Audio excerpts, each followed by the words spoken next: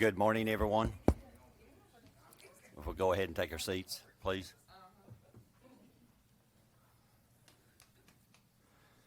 Good morning, everyone. I'd like to welcome you to the Russell County Board of Supervisors, September the 7th, 2024 at 9 a.m. I'd like to first start off with call of order and roll call. Andrew Hensley. Here. Luann Wallace. Here. Tara Dye. Here. David Eaton. Here. Rebecca Dye. Here. Nate Kaiser. Here. And Steve Brady. Here. Sir, you have a quorum. Thank you. Okay, we're going to stand for the invocation, and Jake, if you do the invocation, after the invocation, we'll pledge allegiance to the flag. Let us pray. Dear Heavenly Father, we thank you for another day. God, we thank you for your many blessings. Lord, we ask that you forgive us where we failed you, our sins, our shortcomings. Lord, we thank you for our Lord and Savior, Jesus Christ. Lord, we thank you for another time that we could come together and go about your business. Lord, help us as we conduct your business today. May everything we say and do be pleasing unto your eyes. And we praise you and thank you in Jesus' holy name. Amen.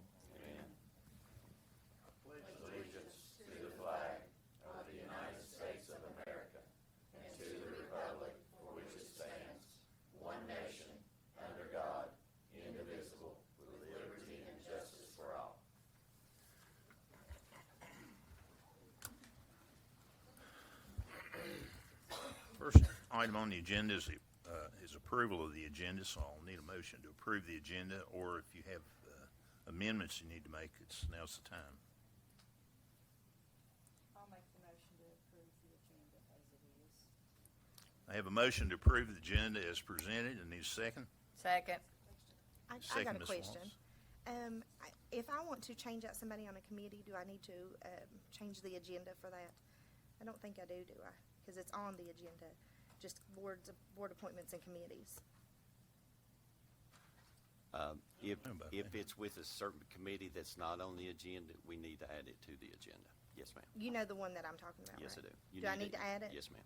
Okay, I'd like to make a motion to add changing out a person on the tourism committee. Okay, so you want to amend the agenda to address a change in the tourism committee? Yes, sir. Okay. Okay, I need I'll second it. Okay. That will be the substitute amendment then. Okay, is there any discussion on this substitute amendment or motion? If not, all in favor signify by saying aye. Aye. All opposed, like sign. Okay. The agenda is approved. Where do you want to put that, Lonzo? Steve Ellis, approval of the substitute motion. We need to take the agenda now as a whole amended. Under boards and committees, There's already a section for committee appointments. Yes, there for board is. consideration, so. Yes. Number three. B3.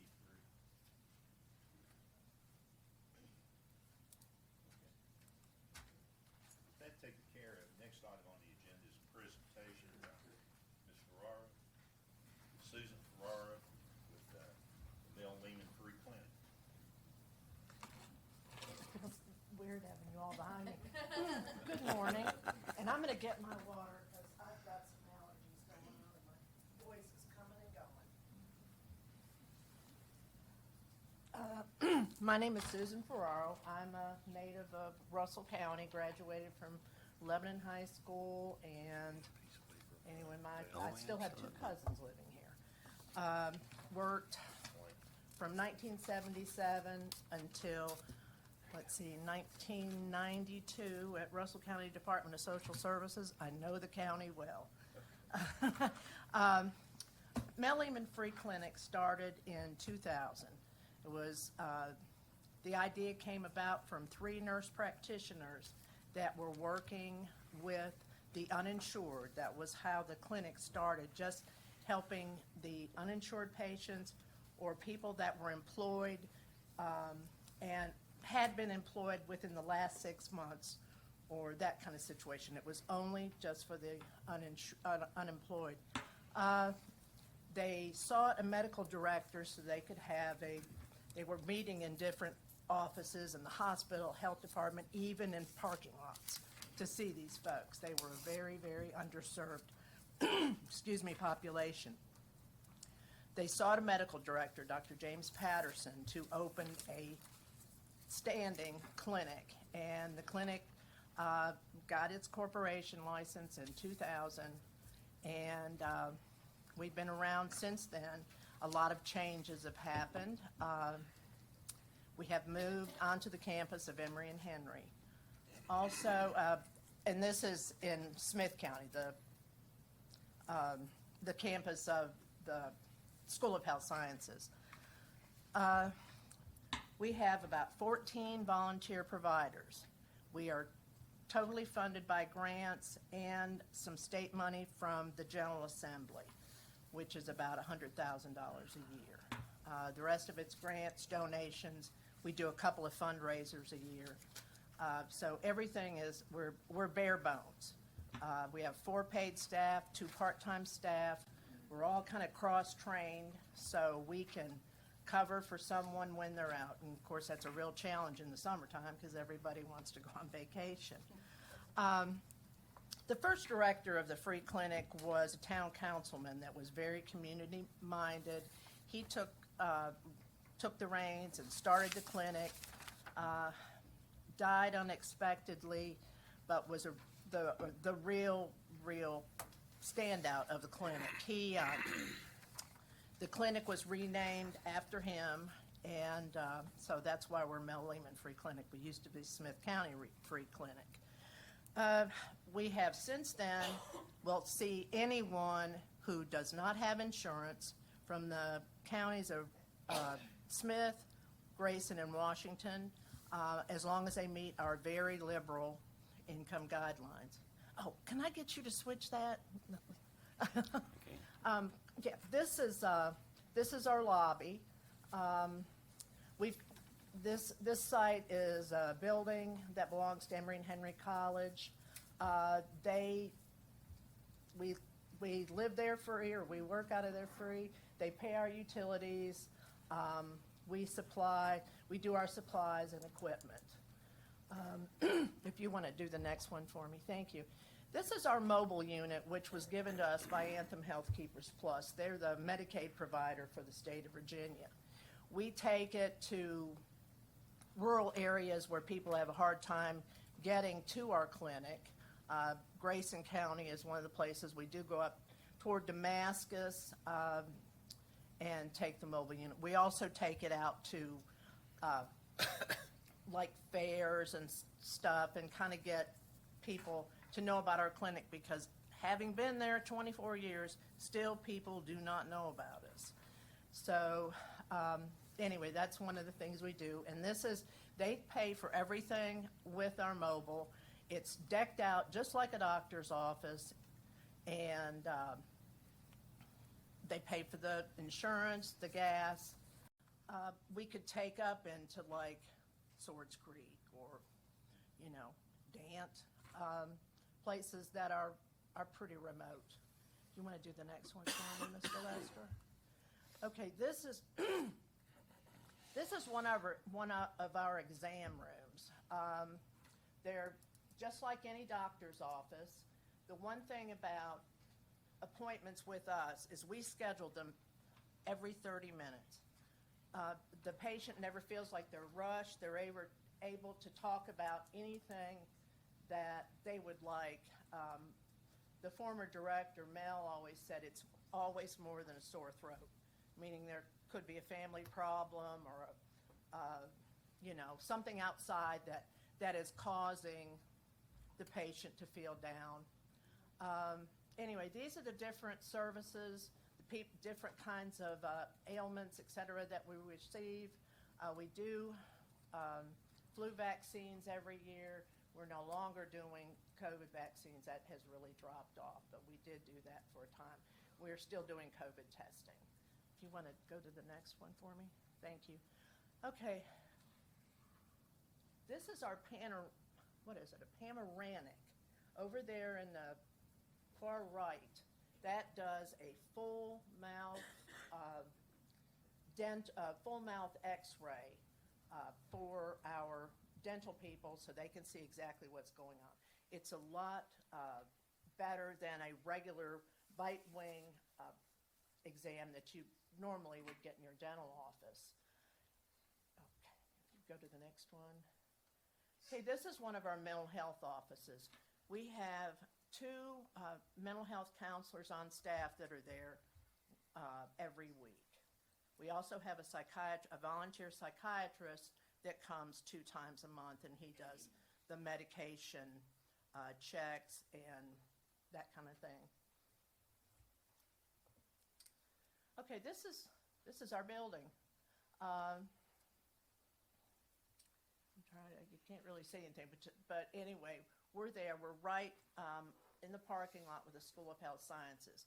Now, their faculty, their PA instructors, physical and occupational therapy. We also have someone at the college that has orthopedic experience. They all volunteer at the clinic. They're just a handful of the volunteers that we have. The majority of our volunteers are from outside the community. We have 3 retired MDs and 1 that's still practicing. But anyway, that's our office. Okay, this is the physical therapy room that the instructors and the students, where they see our patients. Our patients are referred by the medical provider, and then they do an initial visit with physical therapy to determine whether or not they would be a good candidate for physical therapy. And then they're seen every week. Okay, this is our staff.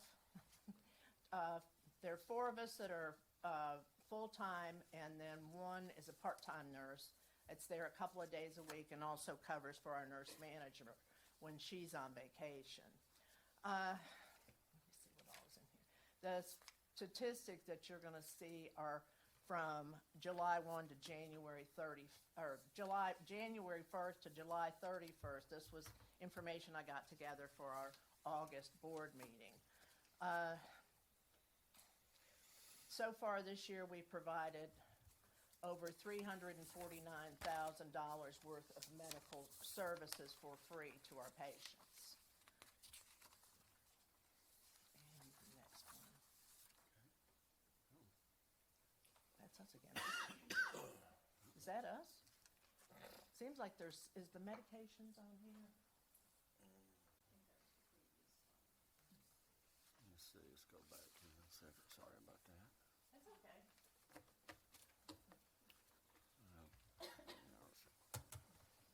My mouse is having issues this morning. It's too early. It's Saturday. Well, We don't really need that. What I'm going to tell you is that we now see approximately, right now we've seen almost 300 patients so far this year, and of course we're continuing to throughout the end of the year. We do have an oral surgeon that comes and does extractions, and that's why having that full mouth x-ray is so important. Right now, we are getting up toward flu season. We will be providing flu vaccinations in the first part of October.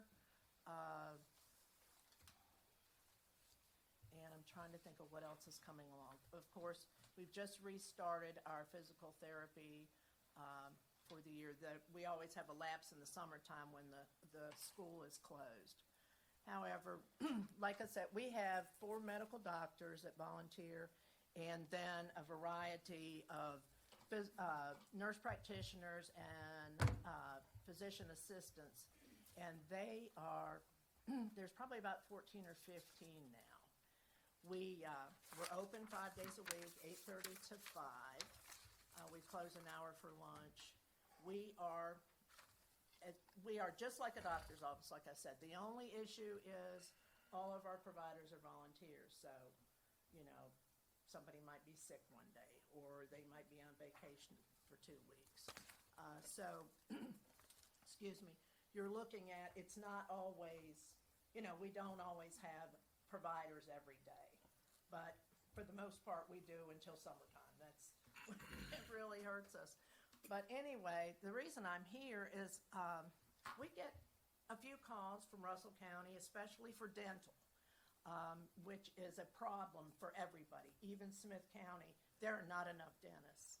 And it's not just because of the insurance, it's because there are not enough dentists. It doesn't matter if you've got the money or whatever. But we would, excuse me, love to add you to our service area if you're interested in having us, or there's no obligation for anything. We do a fundraiser and at least one a year, and we would probably ask merchants in this area to like maybe donate something for our silent auction. But by no way, shape, or form are you required to give us any money. We also provide prescriptions, free prescriptions, you know, for insulin. It's amazing how much insulin costs for our patients. And these are people that wouldn't get it because some of them are, the insulin scripts are about $8,000 a month. So anyway, if you have any questions, I'd be more than happy to answer them. How would you go about doing this? Would you bring your mobile unit over here? Is that what you have in mind? Yes, but now, see, we have seen, if someone's got an emergency, I don't care where they are, and I'm talking about a dental emergency, a broken tooth, and they're in agony, because we have seen some people from Russell, and they drive over. It is a 50-minute drive to our office from Lebanon, but now, that's not taking in, you know, drill and everywhere else, so. But we did say that, in our board said, well, you know, we can take our mobile over there, because I think the Health Wagon, are they still coming once a month? Do y'all know? So I think they come up to Food City. Yep, once a month. So, and we have not done this before, but we have portable dental chairs that we could bring with us if that became an issue, but none of the people that have come over from Russell have had a problem with driving over there. So it's just the Russell people. We just need to do Well- like well, a PR campaign saying Yeah, this well- service is available. Right, the services are available to let people know. I'd like to, you know, put it on our Facebook page and our website. I don't know if you have any billboards from Lamar over here, but they do our billboards for us, and we would definitely get the word out. And hopefully you all will too. I'm gonna leave some more brochures with you, and of course my cards are there. Well, But anyway. I will tell you, I had a gentleman in drill use your services. Oh, really? Yeah, and that's, the conversation came up, and see, we have community centers. I've got one in Swords Creek and one in Drill that would be a prime utilization Oh, yeah. spot. And I'd like to, you know, see maybe, you know, once a month or once a quarter or something like that, have something set up there at the community centers where we could advertise it prior in advance. Right, that and- would be the thing to do. and people could get utilization or services for that. Because I was just talking to Miss Daher Tara and telling her about a lot of the transportation needs, which we're working on that with our transit system. But a lot of people don't have a way to Yeah. get there. But if we could make it more convenient for them, you know, and we could utilize our community center, operational centers for our elderly and our young Right. people and stuff like that. So that's what I was geared toward. Right, and that's a possibility, but for right now, if they need dental, they're gonna have to come to the, and we probably will not have the mobile services set up until after the first of the year. One of our physician assistants is a Methodist minister, and he is getting ready to retire from one of the nonprofits that he runs, and he's the one that's gonna be coming over, him and a nurse, and you know, he's hoping to be able to go out somewhere every whip stitch. Well, I think what you all do is absolutely wonderful, and Thank you. thank you for coming over here and Sure. speaking with us. I can see a lot of need in our area for this. I would love to see you all come. Thank you. And there's no charge. Nobody pays anything. So I think, don't you all have the federally qualified medical centers, like the ones where you pay on a sliding scale? Yes. Okay. But it doesn't matter if you have zero income, you still have to pay $25. Yeah. So, Like So you- Mr. Eaton said about the community centers, you know, I feel like if you could cover Swords Creek, Cleveland, and Daint, you know, that kind of gets those areas that are more off of the 4-lane, that maybe people who don't drive or Right. can't get a ride, they would, you know, they would probably benefit more from that. see, that's our problem. I mean, we have that link, you know, we have the thing through the senior center, but, you know, you don't know when you're gonna have to go. They'd like to have 24-hour notice, and it's not always gonna happen. And plus, we have people that have rides scheduled, and then something happens and the ride doesn't show up. So, and they can't get to the appointments. So so they end up paying $8 for a cab. And that's just in the town of Marion. So, anything else?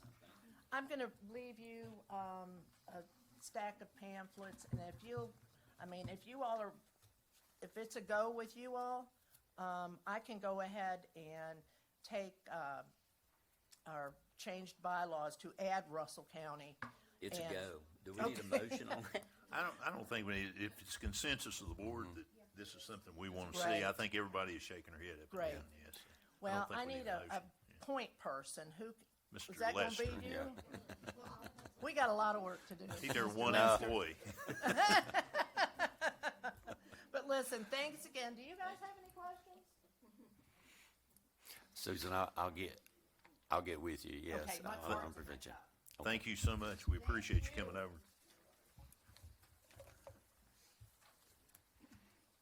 Okay. Next up is approval of the minutes. If you've had an opportunity to look Chairman. at them, we need to, Chairman, yes, ma'am. if you don't mind. Sure. Was there a motion to approve the amended agenda? Yes, it was. Was there? We just did We, we did the amendment, not the agenda. we did, Approve the amendment. we approved the amended agenda You approved the as amended a agenda. substitute motion. I apologize, I was trying Yeah. to, No, technology. we're issue. good. Okay. And I think, who made the motion? Rebecca? To And Lou. approve the agenda that we had. Oh, yeah. And then we did the substitute Tara, motion. yeah. Tara made the motion, I think. And David seconded. And David David seconded the seconded, amended yeah. agenda. Okay, Yeah. okay, sorry. Okay, no problem. We have a problem with that agenda. I got it backwards last time. At any rate, the August 3rd minutes and August 22nd minutes, can we do those together, Will? Yes, you can. Okay. I'll make a motion to approve. I'll second it. I have a motion and a second to approve the unapproved August 3rd, 24, and August 22nd minutes. Any discussion on this matter? Mr. Chair, I'll need to Yes, ma'am. abstain on the 22nd, 22nd. please. That is noted, yes. All in favor of this motion signify by saying aye. Aye. All opposed, like sign. Please note that Lou wasn't present on the, she abstained on the 22nd. Okay, next up is approval of expenditures. If you've had an opportunity to look at those, I'll entertain a motion to approve the expenditures for this month. I'll make a motion to pay the bills. Have a motion to pay bills. I need a second. Second. Motion and a second. Any further discussion? If Mr. not, Chair, all in favor? Yes, ma'am. I'm sorry to interrupt you, but I have had a request from a lady down my way that, with the library board, that wasn't in this payment of bills. Will that be taken care of by the library, the employee? I don't know how that works. I looked in the, That, Mr. Lester, you're taking care of that, aren't you? Yes, yeah, Ms. Levy? we're reviewing that payroll issue right now. okay, because I had Yes. a question on that, and I looked through this, so there wasn't a payment to her. That is Okay, correct. thank you. Yeah, they're reconciling the time, I think, is what it Yes, is. that is correct. Okay. All in favor of this motion signify by saying aye. Aye. All opposed, like sign. There are none. Okay. All right. Now we're up to our committee appointments. Here we go.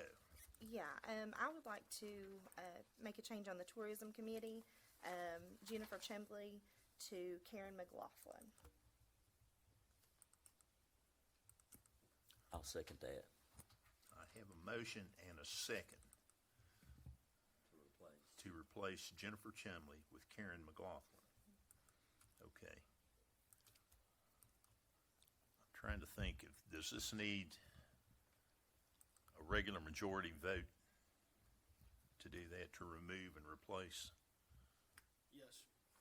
Okay, regular majority vote. That's all we need on this, okay. Any discussion on this motion? Mr. Chair, I just have a ma'am. question.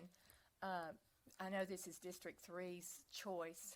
I just need to ask the question, per the authority rules, does this person fit the the rules of the authority?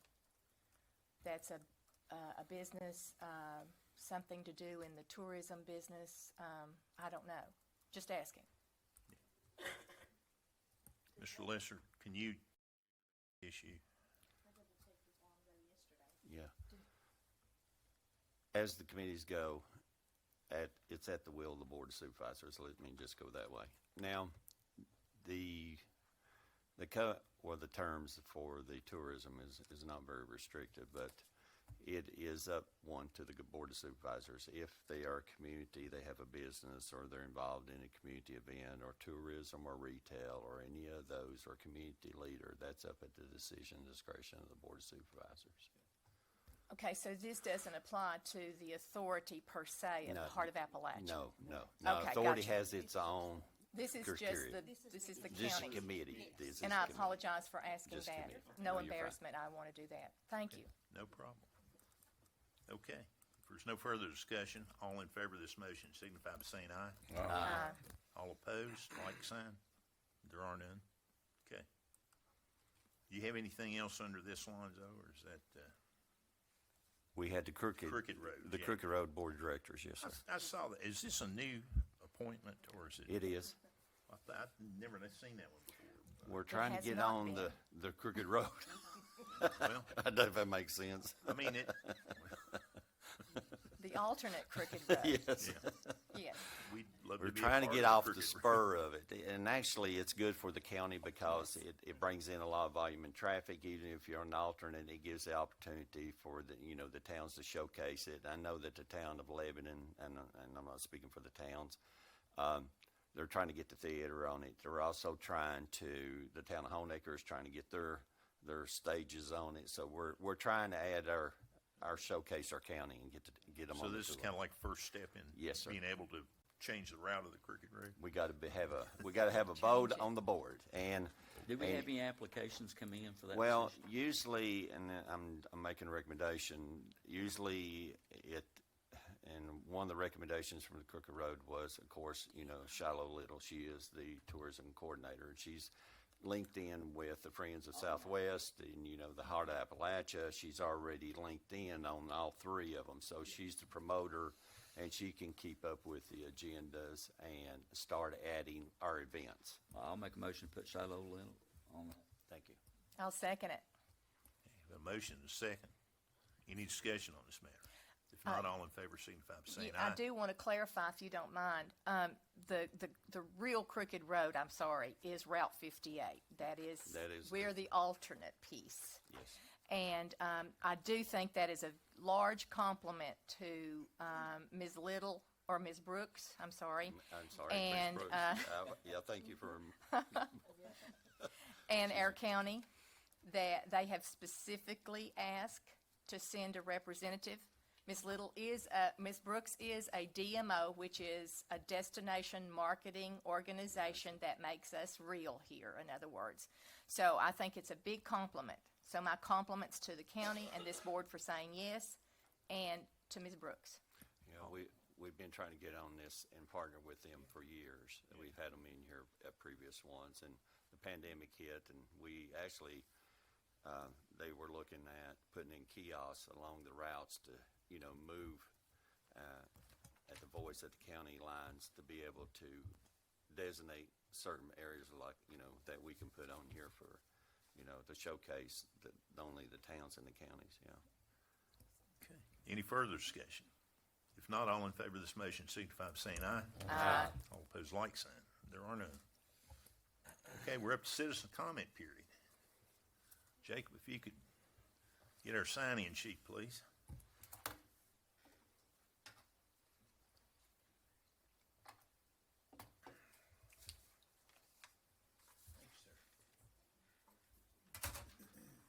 Okay, we're going to call you up here based on the way you signed in here. You'll have 3 minutes.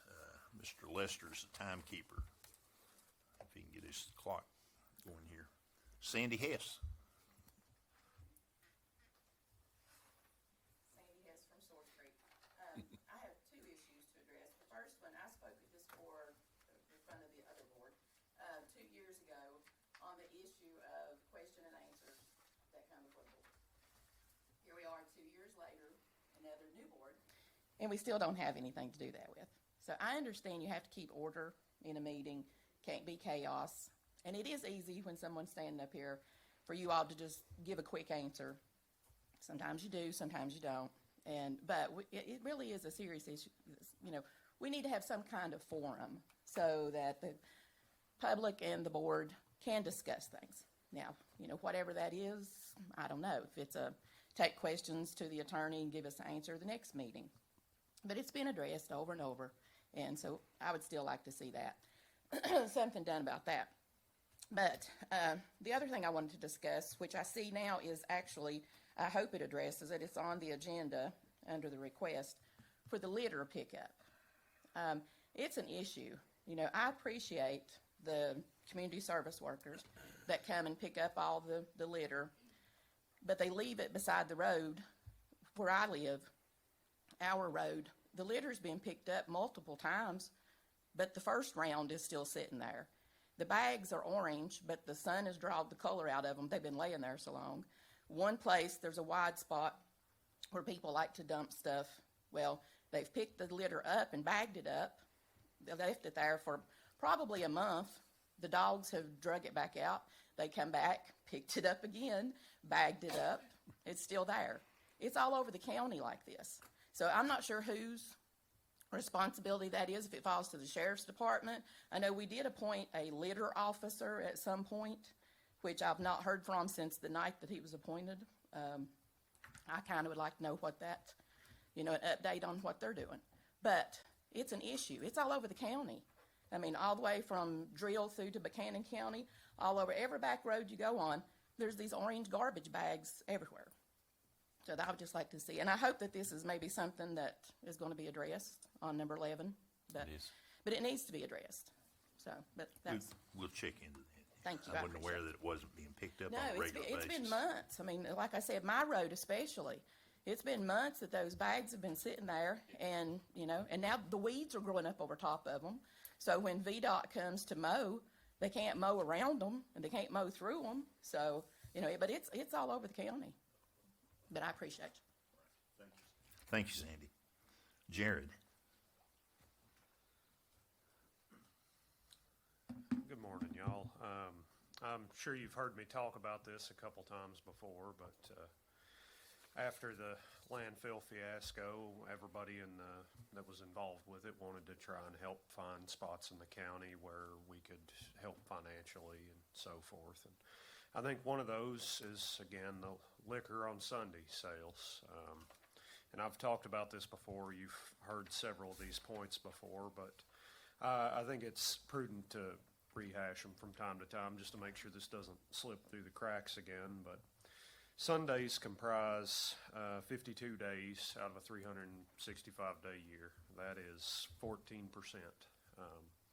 So for 14% of the year, we are artificially hamstringing every restaurant, gas station, and bar in Russell County, even the grocery stores. And I understand some of the towns within the county have already gotten provisions to get around this, but the laws from the late 1940s, I think the optics of trying to bring in prospective businesses, prospective residents, a new tax base are just terrible, having a prohibition era law on the books. They come in wanting a beer with their meal in a Mexican restaurant on a Sunday, and they're told no. They go in the gas stations, and they wonder why there's chains on the coolers, and these folks wonder if they've been stuck in a time machine. And I really can't see any positive benefit in retaining this law. I mean, there is no serious secular argument against it, and the theological ones you'll hear against it are frankly fairly thin. It's hurting our businesses, particularly in places like Castlewood, where Wise County's right over the line there, so we're actively repelling revenue that could help us. We're also hurting our businesses, which is costing us more indirect revenue as a county. So I'd like to run through some spitball numbers I made up once again. Let's assume businesses across the county sell $10,000 in alcohol on an average Sunday. If we tax that at 5% on Sundays only, after removing this ordinance that's an outright ban, that would be $26,000 a year.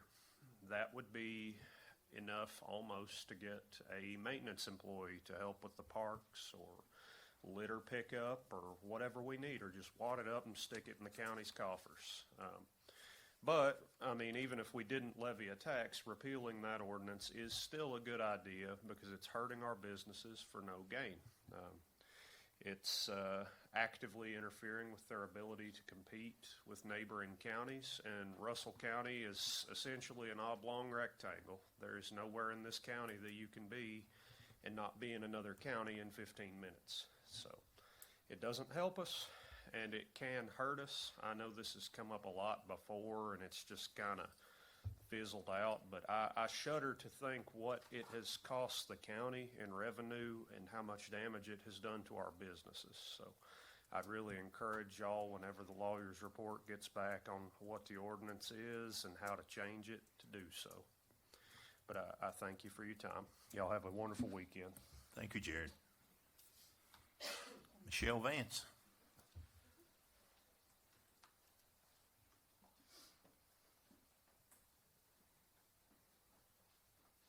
Good morning. I am here on behalf of our company. This is my daughter-in-law, Leah, Something Special Auctions. We are female-owned, as you can see. We've been in business for about 3 years now under the auction umbrella.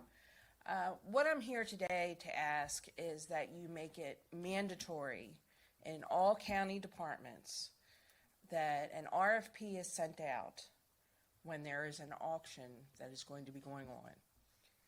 Meaning, with our treasurer's office for delinquent tax sales. Right now, how it's done is Alicia sends over all the information to a company called TACS. That company then uses the same person that they have used for many, many years as their auctioneer. There's no RFP sent out.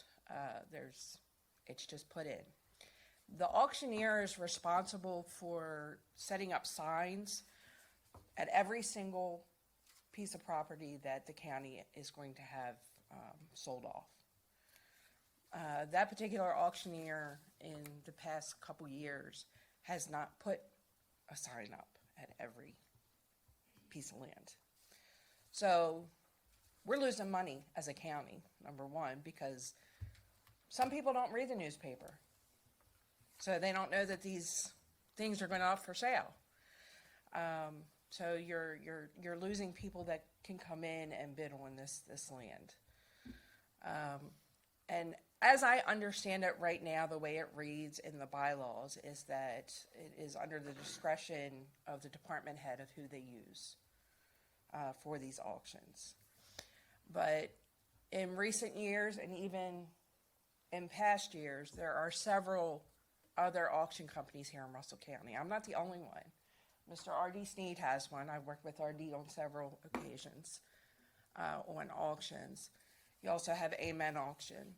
You also have Clinch River. There's several. Instead of going to the same person every single time that the county has something that we're auctioning off. I think we're losing business, we're losing money, because that person has become so comfortable with what they're doing, they're just getting their money and they're going on their way. But there were several, and I know it for a fact that there were several pieces of property that didn't have any kind of signage on them, because I personally went out and looked at them. So that's basically what I'm here to request. As a small business, it's very hard to get into it. It's especially hard as females to get into the old boy thing. Luckily, Mr. RD has taken us under his wing, and we've worked with him on several occasions. But it is very hard. We are, a budding company, and right now we do the auction for the Board of Education. And for the Board of Education, we do that free of charge. So we do that free of charge because myself, Leah has 4, but I have 7 grandchildren that are in our school system right now. So that is our way of giving back to our community. So, and this is an entire family project. It's not just Leah and I. My husband, her husband, my son, my daughter, my son-in-law, even the kids get in on it. The kids love it. So if you guys could, look into that and maybe put that, on the agenda. I know I missed the agenda to do a whole presentation with Mr. Alonso, but we'll get that on later. So if you guys could look into that and let me know, I'd appreciate it. You have anything to add? No, I appreciate your time. Thank you, Michelle. We'll look into that. Next, I have Wesley Lawson.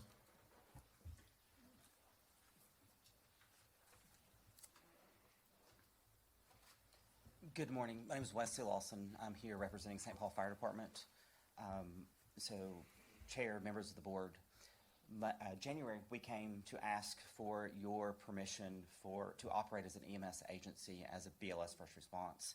Today I'm here to notify you that as of the 22nd of August, or the 21st of August, sorry, we were licensed as an EMS first response agency. So the paperwork's done from that perspective. We're not yet running as EMS first response because we've got to get the software now. The contract's signed, and I'm waiting on the company to do that. So once we get through that, but I wanted to come and give you all the feedback. We're given guidance and stuff from the state of you're physically in Wise County. They need to sign paperwork, but we went through both sides and also our town council. But I just wanted to come back to let you all know that we have completed the paperwork. We're officially licensed, and yeah, so it's been a little over a 2-year project that we have completed. So I wanted to come and share that with you all and to give you our thanks and appreciation. Thank you very much. Thank We you. appreciate that. RD. Good morning, Mr. Chairman, ladies and gentlemen of the board, and Mr. Lester and Mr. Wampler. I'm going to just touch base for a second on the solar issue. I want to make sure that I'm looking in the right place or have found what I need to. But from what I can see, what we have on the books now, when I Google it, it says Russell County Ordinance Revenue Share for Solar Energy. That's the only thing we've got on the books right now. Is that okay? And that's okay. But I think it's pretty obvious that at some point in time, whether it's now or in the future, we're probably going to have some solar businesses here, perhaps in the county. And some people are for it, and some people are against it, and I understand all that. But I do think that we probably ought to beef up the ordinance some. I don't feel like it maybe protects us as much as we might want it to. I've looked real hard, and some others have too, for example, at Washington counties. And I would encourage you all to take a look at the Washington County ordinance. I think that one's got a lot of teeth in it. And of course, they've had some experience here recently, as we've all read, with some solar companies. Those companies have been dealing with that ordinance, and it didn't seem to be anything that they couldn't swallow. So I would just simply say that you might want to take a look at that. In looking at that ordinance, we think maybe it might need a couple of little changes. But if you all wanted to do that, if we could help you anyway, we'll be glad to try. RD, you looked at the revenue sharing Right. ordinance, but did you look at, and I'm speculating on where you're going with this, on your concerns, did you look at the sit-in agreement that has some of the environmental restrictions and some of the setbacks? I haven't See, found it's a anything. two-part. It's a Okay. revenue sharing agreement and a sit-in agreement. Okay. And when the county did this, we knew that solar is coming in, and we are discussing with a few of the companies. Right. We worked with Virginia Energy and developed this, and the state guided us along with, multiple agencies. So, that's up at the pleasure of the board, but you need to look at the sit-in agreement and then see what's like. Okay, Yeah. I will try, if I have trouble I'll finding send it I'll- to you. Okay, How's that? I appreciate that. Thank you all. Thank you, RD. Charles King Jr.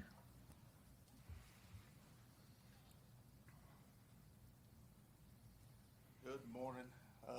First thing, I'm gonna agree along with RD. I think there's a solar project already in the making right now, close up to where my dad's residence is. And I've already seen, a company there that I think's doing the risk management study for the thing around, and they've been all round up by the house there. And, I'd appreciate if you'd send me those things. I think that everybody in the county Give me needs a- to be aware of this, and everybody needs to be in on it to know what's going on. And plus, the most important thing, how can the county benefit from it? Because each of us as citizens should be able to benefit from this. The second thing we'll talk about is fish farm. I see there's a thing about the road for the DOT. Has anybody got any concrete proof that this thing's gonna come into being? I want y'all to think about this. A company from Dubai who has investors in Singapore was going to, pre-COVID, invest $288 million in a facility to produce salmon that will be turned into fish food.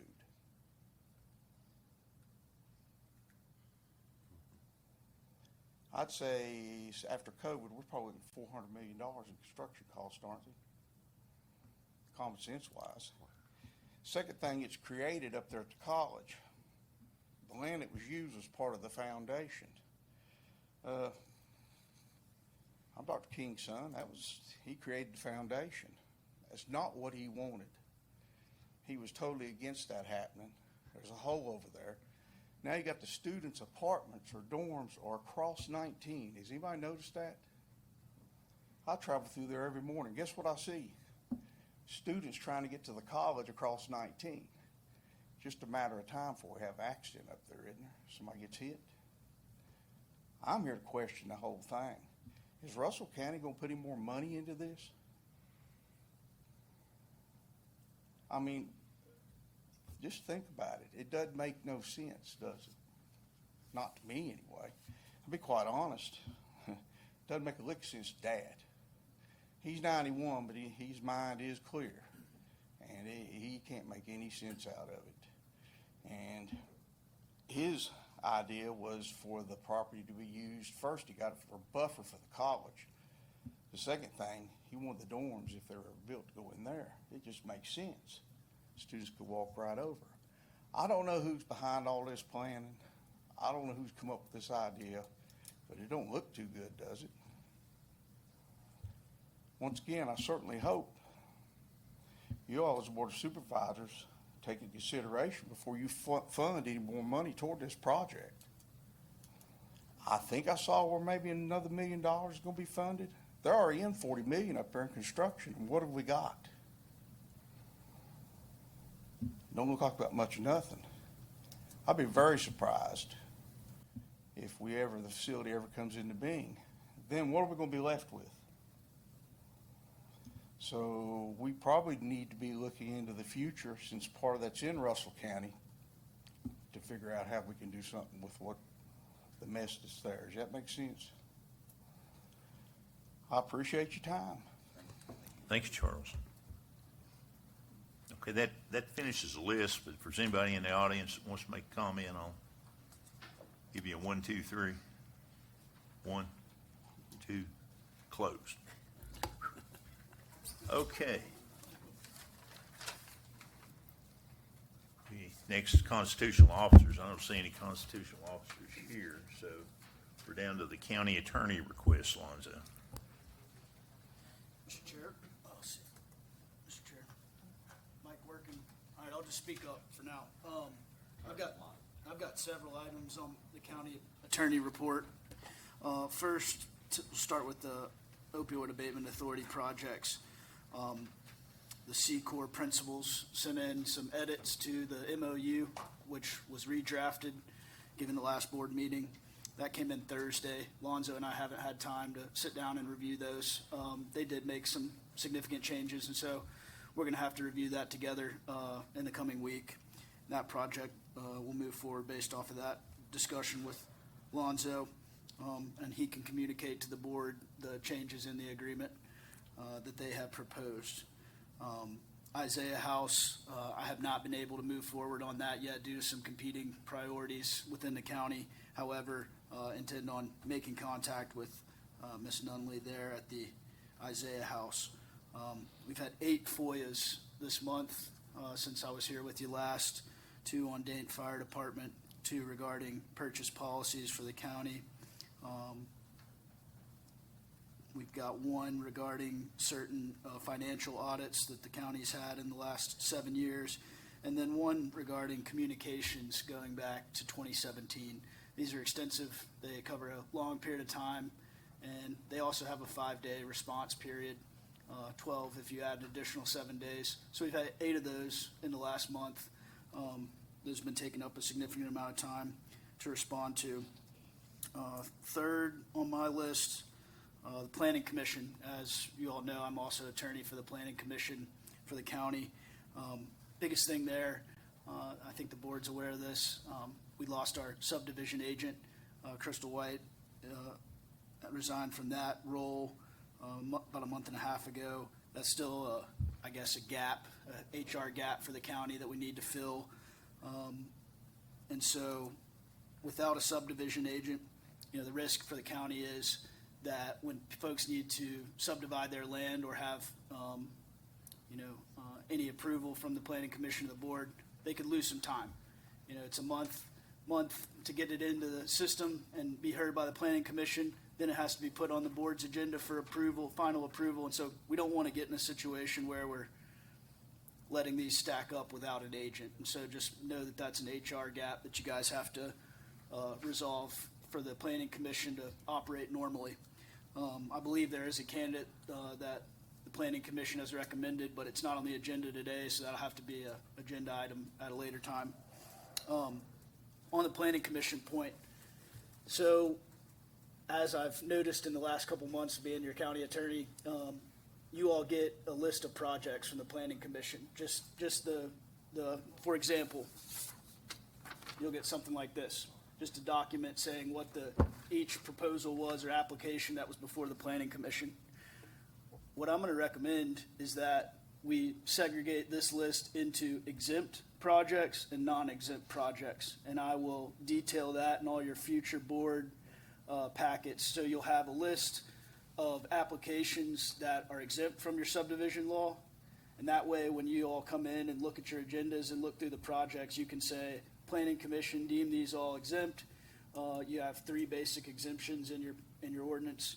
And so I'll list those outright and then put the exemption in so you can see why. Oh, this is because it's a small tract of land. Oh, this is because it's an adjoining parcel and owned by a family member and so forth. And then you'll also have a list of non-exempt projects, which you all may analyze more critically or, may want to take up one by one. And so that's kind of the process I would recommend to you going forward. And we can just, it's a work in progress between me and this new role and the board. And so that's probably the clearest way we could do it. And I don't think we need a motion, but that's what I intend on doing in the future meetings, just for your all's clarity and ability to work through them. Let's see. Dayton Fire Department is another major issue that I've been working on in the last month. And so, there's been differing opinions flying around the community about what this is all about. I'll tell you, when I was first brought up to speed on what was going on in Dane. There it was obvious that there was a critical gap in some training and also organizationally with the Dane Fire Department.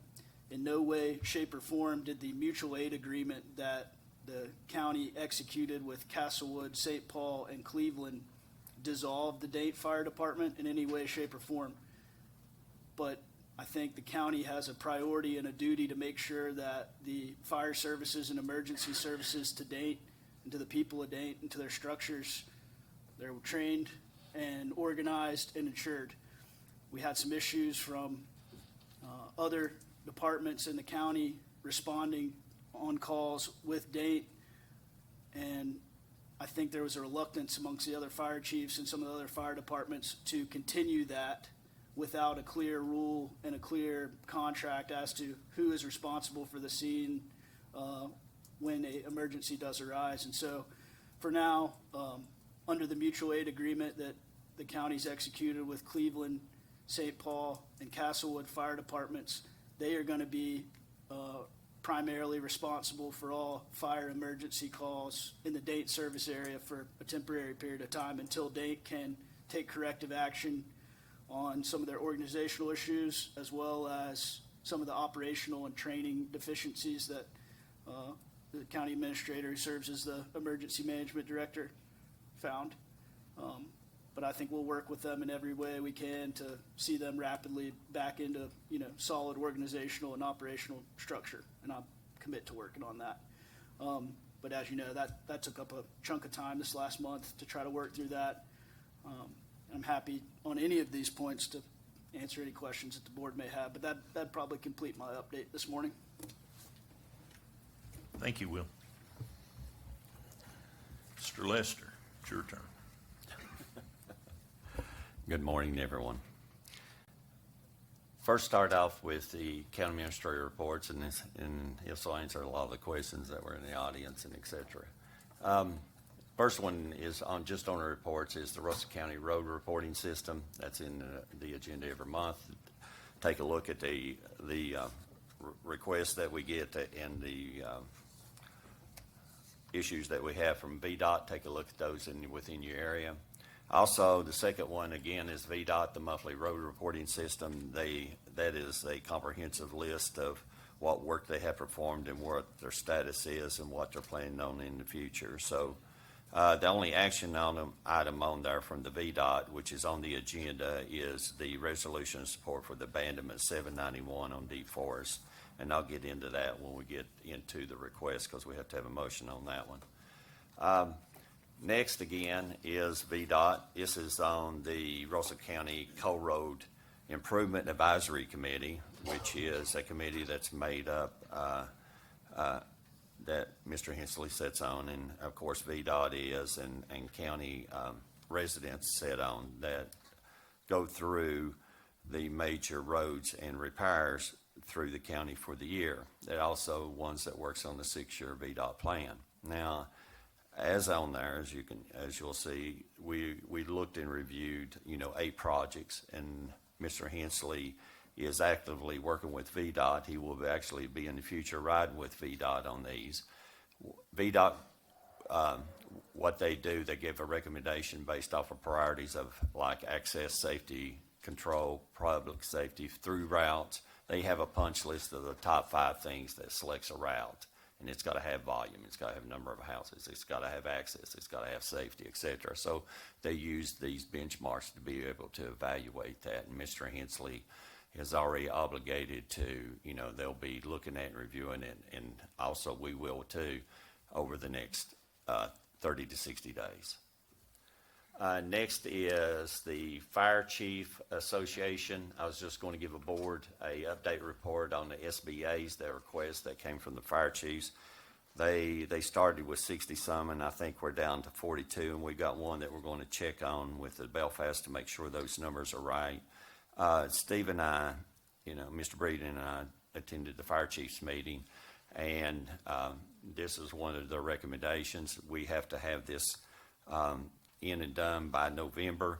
One of the good things that I did find out is, and it's good and bad, but they are on state contract, which I'll put a copy of the state contract that was in there. But even on my soft bids and quotes and searching out, I'm actually getting better prices out in the community than I can get off the state contract. So that's sad. So, but we're getting them in place. We're going to start that process. That'll be on the next agenda for an award of it, so we can get these back in place. Next is, it was brought up before, is the Pure Salmon Road Construction Contract. This is the VDOT grant. And one of the things that, and Mr. Brady and many of the board members, Mr. Eaton and many of the board members, we're also concerned about pure salmon. You know, it's been an in and out for 10 years. So one of the things that we're doing to make sure we're covered in due diligence is, first, we're making VDOT sign off on all this. Number two, that the Virginia Economic Development Partnership for the state of Virginia is going to sign off on this. Number three is, of the 950 that's obligated, 850,000 is a state grant approved by the Commonwealth Transportation Board on September the 17th in Salem District. So before the county, I'm getting to the short version, before we approve this contract, we're going to have everybody's signature on this thing to make sure that the county has protected what we have done to date and through the years on this project. And we hope it's a viable project, but we've done our due diligence and protection. The other counties, what you're hearing investment is not what Russell County has. We have very little engineering cost in it to date, and we have watched this closely. So be assured, if it goes, if it can proceed, then and awarded, it will have all the checkoff boxes, and still we will have protection from the state if something goes awry. So, Mr. Lester. Yes, sir. How much was that grant for VDOT on that road? Was it 850,000? It's 850,000, yes, sir. So how much did we approve in that meeting back a couple of months? 950. Yes, that was the resolution that I have in your packet. So the cold severance money's 100,000. It's 100,000. Now the bids could come in lower, which I hope they do. I'm not going to sit and speculate, and I hate to talk numbers out there, so they know how much money you got in the bank. But if it comes in lower, then it was this. But the second thing is, if it comes in higher, I will have to come back to the board for approval. I am not going beyond what y'all have approved if the bids come in higher. Y'all will have to approve this. This is just an FYI. We're going to watch it step by step all the way through the state process. That's a good question. Lonzo? If you look on your resolution, it says 150, so is that just a typo? Is that just a? Well, that was what the VDOT had recommended on the resolution. It went up from 850, and this is why I'm getting pre-approval. As we went through the process, actually, the state gave more money on it. And it actually went from 7 to 850. They actually gave more money on the project. So, but the point is, this is just an FI reporting. I will have the new numbers that the CTB approves. I will have their signature on it and the contracts for y'all's approval again as the final product. Mr. Chair, if I may. So on our resolution that we did on May the 13th, Which was $1 million. it says the eligible project costs over $700,000 up to $1 million. Yes. And so we approved that. Yes, ma'am. With the thinking that we were going in at 800 or 850, right? And now we're at 950. Well, when we put in the resolution, and as it went through the Transportation Board staff, they raised their amount of award. It went up to 850. As you can see in your packet, I think there's an explanation in there from the Lebanon residency that where VDOT raised their participation in this, which took away our cost. They moved it up to the maximum amount of $850,000 for participation in this project. Now, they estimated based off the bid and what was going to be done, and we're doing this project in 2 phases. So this is not just build a glorious road and then walk away. We're going to first, it's a 2-phase project, and I'm working with VDOT on it. is, the first one is to get the construction road in, 8 inches aggregate, 4 inches of binder, get it open, get it up, and get them up to the hill to start working on the facility. That is the first agreement. The second phase will not be completed unless the first phase is done and facility starts working. So we've got triggers in these phases to make sure that we just don't build a glorious, commercial access road to this project and then walk away. What you got to remember too is also this is a private developer.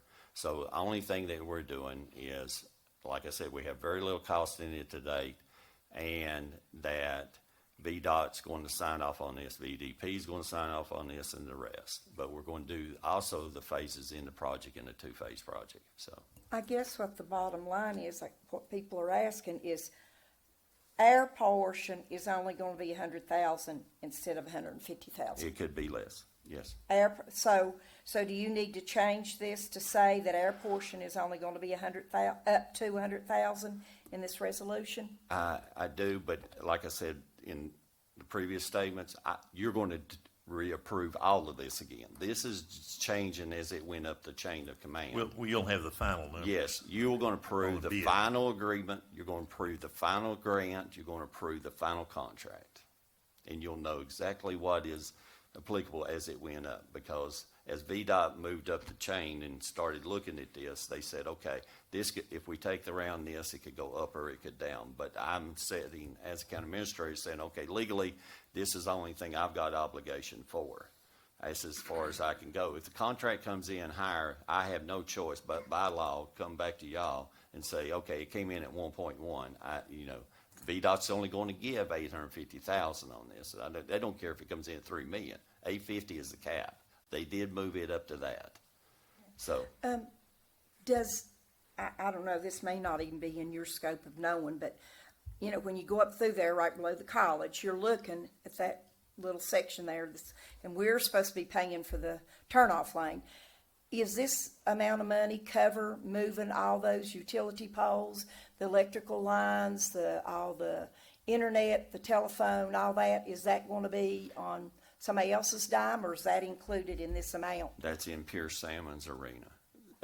What only this grant covers is what is on the proposed VDOT right-of-way. What that VDOT road is, that's the only thing that it covers is the construction of the proposed right-of-way that will be donated. What y'all got to remember, this road, like any other economic development project, if you put in a commercial entrance, once it's approved, and there's VDOT inspectors even on phase 1 and phase 2 that's going to be watching this, and ours is too with Thompson-Lytton, that once that road is complete, it has to be to VDOT specs because it becomes a VDOT road and VDOT maintained. So really, only thing you're really legally doing is you're doing the conduit for economic development access on it, but it will be a VDOT asset. That ain't the county's asset. That will not be a county road. That will be a VDOT road.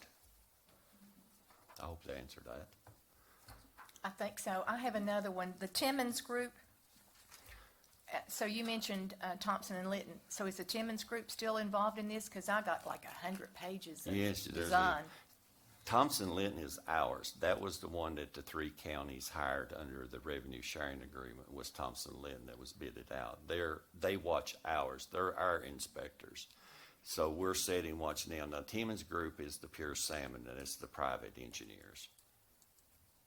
Are they still on the job? Yes. Yeah. Yeah. That plans that you have in your packet from the VDOT is the VDOT approved road plans.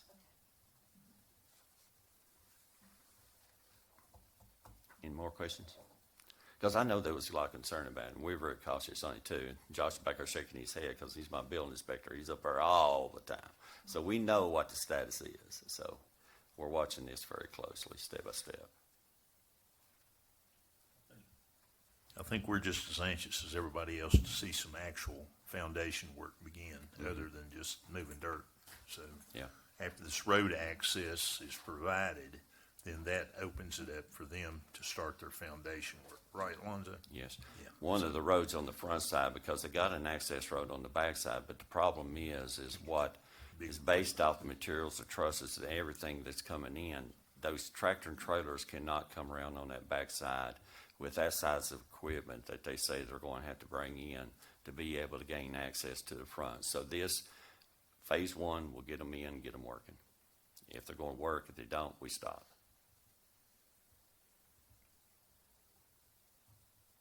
Any more questions? Okay, now, next on the county administrator, request, Josh, I'm gonna bring up him, and this is the Russell County Erosion and Sediment. This is one of the things that we do on pure salmon continuously, is ordinance. And this is a change in the ordinance that I want to set up a public hearing for the next board meeting. And it is a request by the state of Virginia, new environmental control. So he's going to go through a brief summary of what the changes are. So I'm Josh Simpson. I'm the erosion sediment control inspector and plan reviewer for the county. For those of you who don't know, our last ordinance was actually signed in 2020. And what we go off of right now as far as inspecting and design is actually a code book that was published in 1992. So DEQ has worked continuously for years trying to get this code book updated. We have had, in 1999, there was a stormwater management handbook published. They've had BMP clearinghouses in 2013, 2011. What DEQ has done is they have combined all of this documentation into one digitalized code book. Anybody can access it on a phone, anything, internet, any way, any shape or form. That's the reason for the majority of our updates and our code changes to this ordinance. Everything in our previous ordinance referenced the 1992 Virginia Erosion Sediment Control Handbook. We're now referencing the Virginia Stormwater Management Handbook. All that's digital, everything else. If you've had time to look through the ordinance, we've cleaned up a little bit of language and a few things. And if you don't know anything about erosion sediment control, anything over 10,000 square foot of disturbance requires some form of plan or an agreement in lieu of. An agreement in lieu of is for a residential structure. We do not have that on farms as of right now. This new ordinance will allow that for a farm. So if you disturb over 10,000 square foot, less than an acre on a farm, you no longer have to have a plan to do disturbance on your farm. You can do an agreement in lieu of, you deal with me, we do erosion control measures. All that is implied in here. To qualify for that, though, you have to do a farm structure that is 5% of your overall parcel on the property. That's our major changes. They've added a few definitions, took out a few definitions, but most are within the state regulations and the state code as far as erosion sediment control. Anybody have any questions? That's the big changes we have. So. You did a good job explaining it. And as we move through the development in these projects here, these come very important, a combination of E&S controls, soil and erosion, and stormwater management. On the pure salmon, just to give you an FYI on the pure salmon, I think it's 1 million cubic yard stormwater management system that's sitting on that piece of property, 1 million cubic yards. So, I mean, whether we do that or where we're going in another, that we got to move forward and get these in place as soon as possible. So, and on any of the projects, whether it's that or Alcoa or Simmons, even if they're up there moving around, when they break that 1 acre, we got to have these in control. You need a motion to have a public hearing? Yes. I'll make that motion to have a public hearing in regards to Josh's recommendations. When do you want to have that? That will be at the October board meeting. At the October. At the October board meeting. Okay. Second. Oh, I'm sorry, go ahead, Lou. All right, if we're in discussion, I'd like for Mr. Wampler, can you look at I don't want us to be over restricting beyond state law our farmers. And if you can look that over, let's keep that as close to, I know we got the Clean Water Act and various laws in the state of Virginia. A lot of them come about from the Chesapeake Bay, which we aren't a watershed of, but we're still in the state of Virginia. So if you can look that over and just let me know, I don't know how the rest of the board feels at the next meeting, I'd appreciate that. Mr. Chair, and Mr. Hensley, happy to do that. Any other comments or discussion on this matter? If not, all in favor of this motion signify by saying aye. Aye. All opposed, like sign. Thank you. They're on it. Thank you, Josh. Thank you, Josh. On the county administrator request, next is the Cumberland Mountain Community Service Board fiscal agent. I've got a request from the Cumberland Mountain Community Service Board, the CSBs. And historically, in the previous past, they had been their own fiscal agent. I mean, we have been their fiscal agent. That was done many years ago. Now, the Cumberland Mountain is, under new rules and regulations, et cetera, they're requesting a request for approval to become their own fiscal agent. This had to be approved by the counties of Buchanan, Russell, and Tazewell, since we're a multiple, this is within the Cumberland Plateau District, and Buchanan and Tazewell has already approved this. Now, from our perspective, and Rhonda will tell you this, we have to keep a lot of accounting for them, so we don't, it actually will reduce our requirements. We're what we call a fiscal agent, a fiduciary. It's a pass-through. We don't get nothing from it. We're just doing the work. So this is, let them go ahead, and I'm going to ask for them to become their own fiscal agent and their own accountability. You need a motion to that Yes, effect? yes, Okay. yes, ma'am. Yes. Okay, I'll make Motion. that motion. I'll second it then. Okay, I have a motion and a second to allow Cumberland Mountain Community Services Act as their own fiscal agent. And I'll discuss a little bit with this. Basically, what it is, the state sends them their allotment, and we're supposed to match a 10%. Generally, that's what it is. And Alonzo has to ask for waivers for the services of our citizens. And basically, it's just going to cut us out as the middleman. Instead of it coming to us, and then Lonzo turns around and fills out the paperwork and sends it back to Cumberland Mountain every month in a statement, they'll just get their whole allotment. It'll just go directly to them, and it'll cut us out as the middleman. That's Yes, ma'am. basically all it's going to do. Yes, ma'am. Any further discussion? If not, all in Sure, favor. Lonzo has enough paperwork to keep up with, and I've actually talked to him about I that. didn't make So any I'm money, glad Andrew, if I we- didn't make any money on this one. If we're able to take a little bit off your plate, I'm glad to do it. All in favor of this motion signify by saying aye. Aye. All opposed, like sign. There are none. Thank you, Chairman. Next on the county administrator request is, again, this one is from the Community Service Board. This is the performance contract amendments for the FY 24-25. This is their agreement with us to provide the services to our citizens. This is an annual agreement, so I need a motion and approval. If y'all have had a chance to look through it, I need a motion and approval for approval on this All performance. the other counties have already approved this. Yes, sir. So we're the Yes. last of Yes, the ones. that is correct. I'm on that board. I mean, I'll go ahead and make a motion to approve. Second. Have a motion and a second to approve that agreement. Any discussion? If not, all in favor signify by saying aye. All opposed, like sign. There are none. Thank you, Chairman. Let me get through this agreement. It's huge.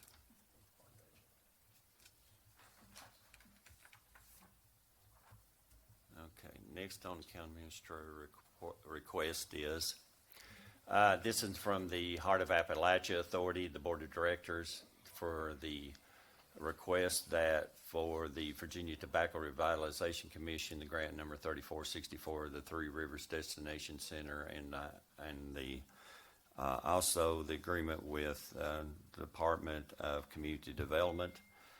They are requesting that we be the fiscal agent on this. They are near the completion, and they're transitioning through their phase 1 and phase 2, what we call the little ARC, and the tobacco commissions on what they've got left. They've got a little bit of side development, and then it becomes, the county has a $1.5 million grant for the destination center that's in our name. They are just moving the procedures to move the paperwork so we can go ahead and proceed and transition to the big ARC grant that was given by the feds. So what this will do, this will just clean up the paperwork. The Tobacco Commission and the Department of Housing and Community Development have requested this, that this will be part of the transition process up to the big ARC as soon as the utility relocation is done, if it ever gets done by Verizon, Lord have mercy, but it will be done. So you need a motion to accept this I agreement. need a motion to accept this to be the fiscal agent for the Heart of Appalachia with the Tobacco Regional Commission and the Department of Community Development. I'll make that motion. Second. Have a motion and a second. Any discussion? If not, all in favor of this motion signify by saying aye. Aye. All opposed, like sign. There are none. Next on the county administrator request is, hang on a second. Litter pickup. Now where's that? Okay, now I'm to get the secrets out. Truck broke down. So.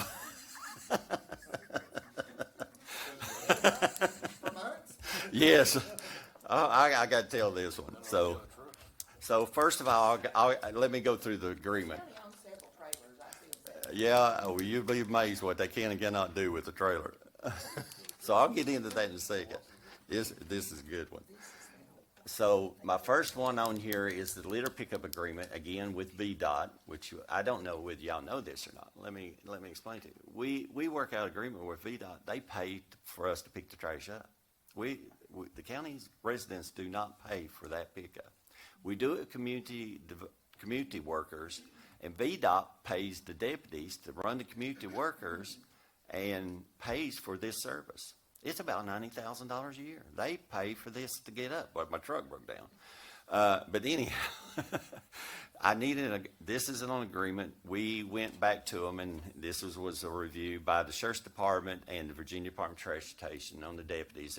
I needed approval to move the agreement, the litter pickup agreement between VDOT and Russell County Sheriff's Department from $20 to $25 an hour for be able to get these things in and get this grant. I need approval. We need a motion? Yes, for sir. that? Yes, ma'am. I'll do that. I'll make that motion for you. And I'll give you a second, and I want to discuss this a little bit. Okay, have a motion and a second. Open Okay. discussion now. Go ahead, Lou.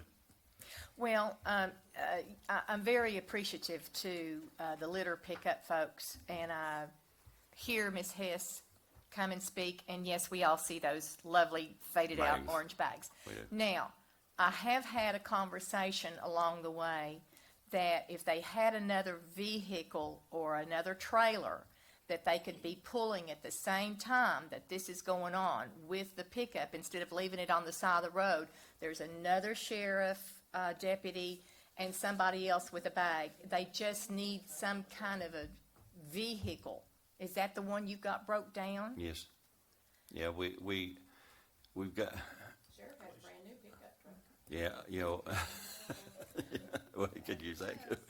It won't, we asked the same questions. It won't pull the trailer. That's a 16-foot trailer. So with their money that we're getting to pay for this, is there a way to have the first row of folks are picking up the garbage and putting it in the bags and the tires and the bumpers and everything else that gets on the side of the road. Okay. And then there's another crew behind that is automatically coming behind them and And picking picking up. up and That's getting procedure. it off the road immediately. same time. They've asked for that. I don't know where we are with that. Yes, yes.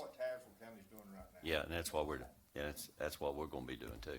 As soon as we get this truck. We're I'll going get to, it. we're going to write this down, and today's date that you said this. Okay. But you found another truck. Yes, And we we're going did. to Well, the address it sheriff's here. found another truck. Yeah.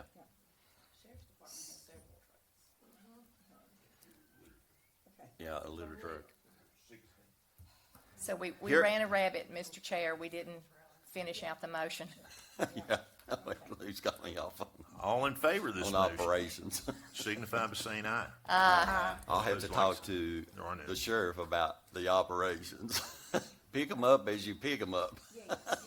How's that? I mean, that's the way we do it at our homes. We don't take the garbage and set it at the door and leave it there 2 weeks. It needs, Okay. as they go through, pick it up, clean it up, and then haul it on off. That's it. Get it done. Well, next motion is another one. It's on trash again. This is a quote, compactor quote, for the Dogtown site. We have duct taped. We have worked on this thing. It was actually a no compactor that was at the old Dogtown site. I think it, if I'm not mistaken, and Brian called in. this is a very antiquated site. We have duct taped it. The motor has burned out on it, so we went out with quotes on it, and I need a motion for approval for, I make that motion, because I what- know what it's costing. Let's wait well, just a minute. let me give me the company. It's got to be for Sorry. fleet. I'll hold David, that off. David's gonna. Oh, Get back in. sorry. Let me, Alonzo, you've got Yes, two sir. proposals in here. Well, I Yes. know one's a 4-yard and one's a 3-yard, but that's a pretty healthy difference between the two. Yes. Which one are you wanting, the 3 or the 4? Was an IFB that we went out for, so that's the lowest bid. In Mid-Atlantic, no disrespect if they're out there watching, but they bid the name brand. So, and we've tested the Fleet Genius of North Carolina. We're good with it. It's wore us out. I mean, for its money, it's almost double the cost. Our bids, the Yeah, variance it's is, almost it came in double. at 28,000. And that's where I was getting to. And one was 28,932.23, which is one I'm requesting to approve on the 3-yarder. So the 4-yarder, we're going to still try to work with what we got down there. So, and we're going to have the 3-yarder in place in some case something goes wrong. But that one's $52,000, $52,529.70. So that's a big variance just for a 1 cubic yard. If we've got another one there, so we didn't want to get into that place. So it came with the warranties. It's got these quotes. It's just as good as project. We have tested them. So I'm asking a request to approve the Fleet Genius of North Carolina 3-yard compactor and receiver for $28,932.23. I'll change my motion to that. You want the 3-yarder, is that correct? Yes, Is that ma'am. what you want? Okay. Yes, ma'am. But for that amount of money. Second. Have a motion and a second to purchase the, was it Fleet Genius, is it the name of it? Fleet Genius of North Carolina. 28,932.23. Yes, sir. Discussion. Discussion. Oh, you're going to get it now. Oh, it's trash. It is, isn't it? Okay, so I think that we have one on Mew Road that is a compactor that is out of whack also. Yes, we're working on it too. And that'll be Promise? next. Yes, no, that's a not, I have no choice. That's gonna have to be, so. Okay, does anybody else have a compactor they want to throw into this while we're talking about our community? Because these are important things. I'll tell you, Go right I've, ahead. I've fussed about this quite a while as far as finding somebody that can do the mechanical type function work on these compactors to get them up running quicker, not letting them, because I think the guy out of Georgia was the only guy that was doing the work. It was doing that. We have contracted, subcontracted, duct taped. We have done everything that we could done. Even my guys are even trained in motor replacement now and what we can do with hydraulics and what we can do. But it gets to the point, the age of these, like I said, the one at Dogtown, one at Mew Road, that's our next on our list, so. Surely there's a mining company here. I mean, we just landed a new company up here that does major hydraulic Siemens. You know, to have them maybe look at maybe doing a site visit and doing some sort of construction. I mean, I've seen these guys can make anything, and they can build anything. You know, and it might be a good opportunity to have them look at these and develop and build a compacting unit, and we can sell them to everybody else too, all over the country. Okay. You know, one of the things that mostly runs out on ours is the motors and the hydraulics. It wears them out. That Was the little- motor replacement that complicated? Well, the motor, when you get to the cost benefit just between a rebuild or a new motor, after we have rebuilt, we have restripped, redone, and you end up with $10,000 into a motor in a heartbeat, and just on a rebuild. And you can look, you know, you can buy one for 28, and we've worked with this one for 20 years. So I mean, we've got our due diligence out of this compactor. Let me assure you, it works. So between the old Dogtown, it was one of the original compactors at the old Dogtown site, and now we've been here, you know, that's been done in 7 years now, just at the new site. So we've got our due diligence, and look, Ms. Wallace is correct. The Mew Road is, you know, it goes up, it goes down. She knows we're down there working on it. We duct tape it, we get it back up, get it together. So that is the next on our list, but I need approval for the 28,000. Any And, any further discussion? Yeah, just a minute. How are we on the budget on all this? On this, Are we running a hairline budget on this? I told Mr. Hensley that I was selling a piece of property to pay for his compactor. No, I'm teasing. No, we have to make the books balance. No, I'm teasing. I don't mean to be facetious. Sincerely, based off our tonnage on our landfill accounts and our budget line items, we've got enough money in there to do this. We have no choice in this. I mean, if we go down, then you're going to get all the phone calls and they'll start diverting. But from the landfill account that we got, based off the volumes, and we watch it on a monthly basis on what our haul rates is and what we've got enough, to be able to do this. Regardless, we have to do it anyway. And and Mr. Hensley would tell you, and Nate would tell you that we also have worked with the regional. We are not going to owe as much to the Regional Waste Authority because we've also went back through their numbers and their audits, and there's a little bit of reduction. So there's a little bit of savings there too. So one more thing, and I'm sorry, I'm dwelling on garbage this morning, but the sun site that we just recently put online, did that reduce some of the burden that we've been getting from other counties down there in my district? Oh, absolutely, tremendously. So we've saved a lot of money. We've saved a lot just by doing that one. Yes, our tonnage. We went from, and Brian will correct me tomorrow or Monday when I talk about this, but our travel trips and you know how many calls that you were getting. We were going 3 days a week. Now we go once. Now, Brian, correct me if I'm wrong, but I think right now we're down to one at the beginning of the week and one at the end of the week. So to be able to keep the volume. See, what y'all got to remember, on an open top, you can only get about 2.5 tons. Max, it depends upon the materials that's in that. Now, that compactor goes down to a 10-ton capacity, so we can move it in. Second thing is that when you put the sites in man, like we're going to have to do at Honaker next, I'm not getting a lot of outflow traffic like in Drill. I get Buchanan County and at the Sunside, no disrespect, Wise County was coming in off of those roads too, and out of Dixon County. So we were getting a lot of flow throughs. The good thing about Russell County, 7 counties touch our borders, but 7 counties come in our county. So we get a lot of through routes, and that's a lot on trash. That's why we have to go to Me totally personally, man. I'd like to see them stickers that you got in your office I put have on been one of vehicles. I those. know people don't want to decorate their vehicle, but it would save the taxpayers some money ultimately. We had come up, and when I even got one of the stickers, we even got it at the point, and I don't care if you put it up on your windshield or, or just put it in front window, just lay it up there. Just that way we know that there's something there. But we could send them out with the tax tickets if everyone that has a car and you've got it registered, then if you got 2 cars registered, we give you 2 stickers and it's free. That way it just says Russell County. So it's a Russell County seal. And you've got those stickers on hand? I've got that sticker. I've got the model made and I can order them. I did not order them because the board had not made that motion. So they didn't make that policy. So. Let's get a price on those and discuss that at the next meeting if we can. Okay.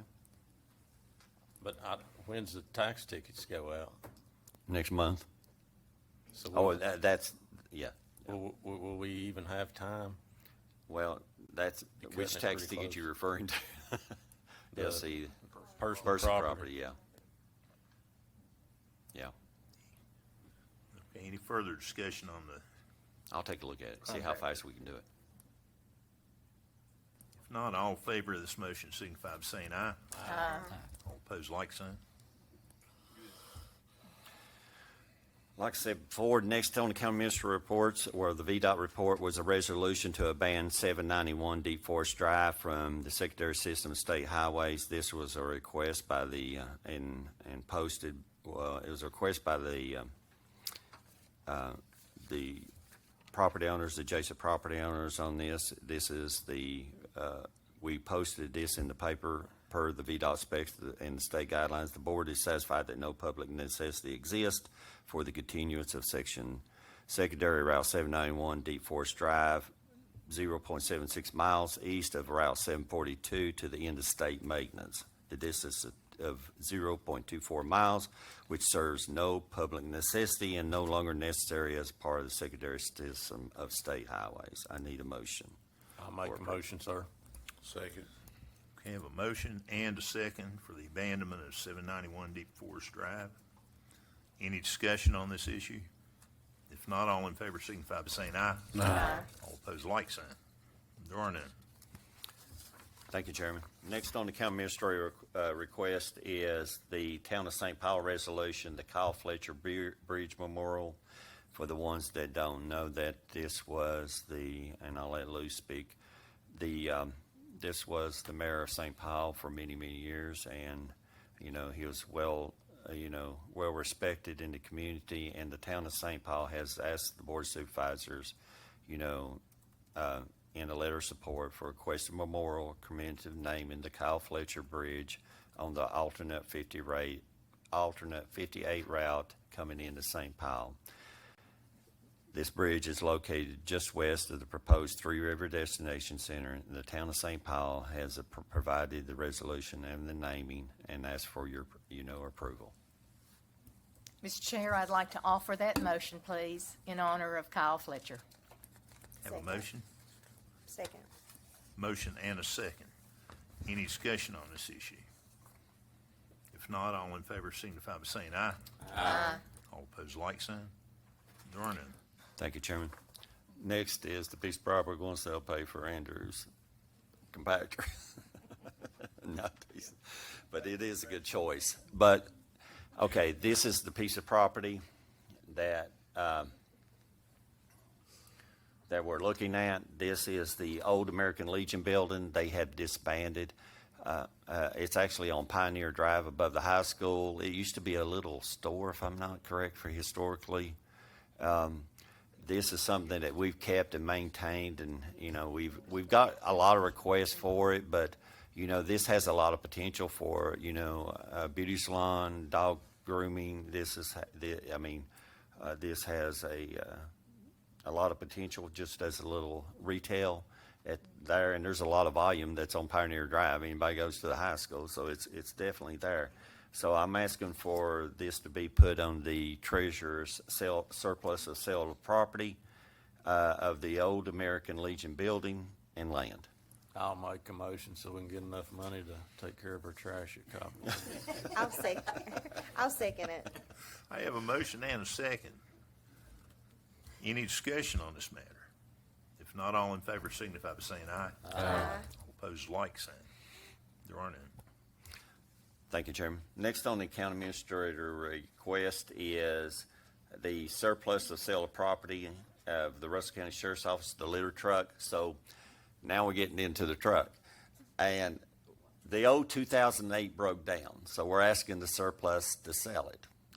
The transmission was going bad in it, and it wouldn't pull the thing. So we went to VDOT, and we went to their auction, and we got one for $8,500 off a VDOT auction, which has less than around 100,000 miles on it, which is a big 250, which is in great shape.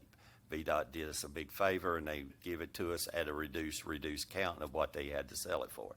Well, during the meantime, on the next board, on the 2008 Ford, so we bought the new one for VDOT off a state contract for $85. We sold the old one that was bad for $84. So we have $100 difference between the new trash truck and the old trash truck. I can't make this up, but I need approval.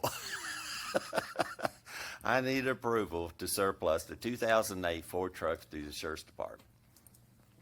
I'll make that motion. Have a motion to surplus this truck Second. and a second. Any discussion? If not, all in favor signify by saying aye. Aye. All opposed, like sign. There are none. That's the wheeling and dealing. Next on the county administrator reports and request is the Bat Fest Southwest Virginia 4th Annual Event. This is on September the 28th, 2024. They have asked in y'all's package, for any donations or considerations for this festival that, this will be at the Lebanon Town Park in Lebanon on the 28th of September.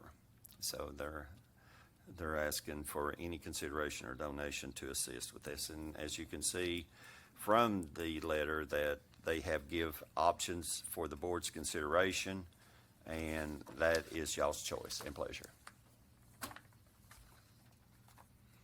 They have a platinum of, they have a gold standard of 500, silver of 250, you know what I'm saying? Or t-shirt spots are 75. So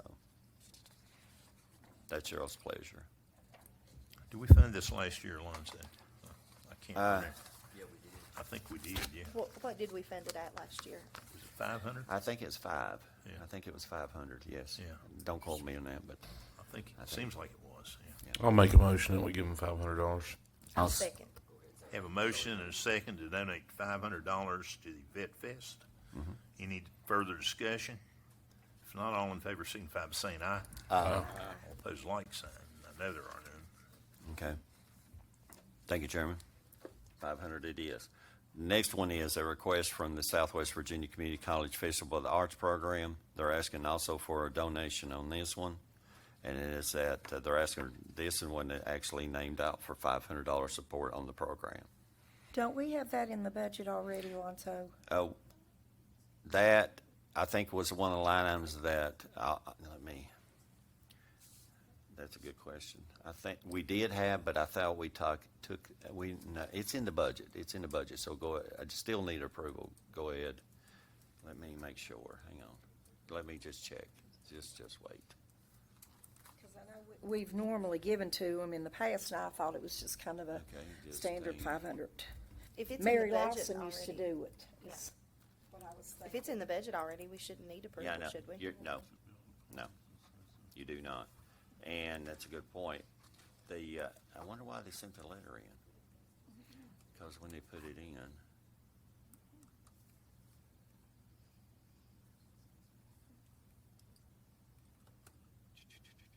donations. Lord, one piece. There's an extension. Capital investment. There we go.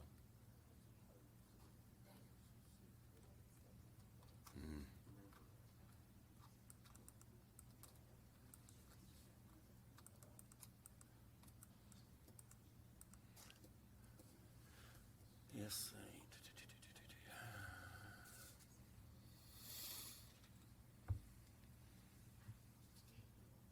Up there, it's one, I think, what is it, 1, 2, 3, 4 See, down? y'all got very conservative this year. I can't read anything, I can see the S. 500, yes, you do. I apologize. There is 500 on it. Yeah, number 4, Southwest Virginia Community College Festival, yes, $500. And that's Yeah. April 21st through 28th of 2025, is that right? Yes, April Okay. 21st through 28th, yes, sir.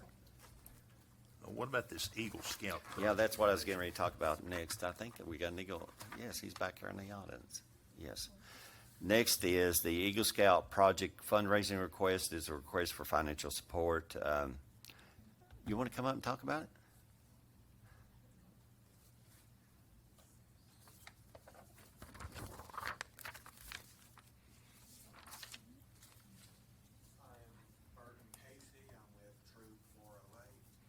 I'm a Life Scout working on my Eagle. I am trying to raise money to purchase a ballistic vest for Art, who is a canine with the Russell County Sheriff's Department. He does a lot of stuff with the Sheriff's Department. I know the county spent a lot of money with them, getting them trained and everything. I'm trying to raise $1,300 to purchase the vest. I've raised around $500 so far.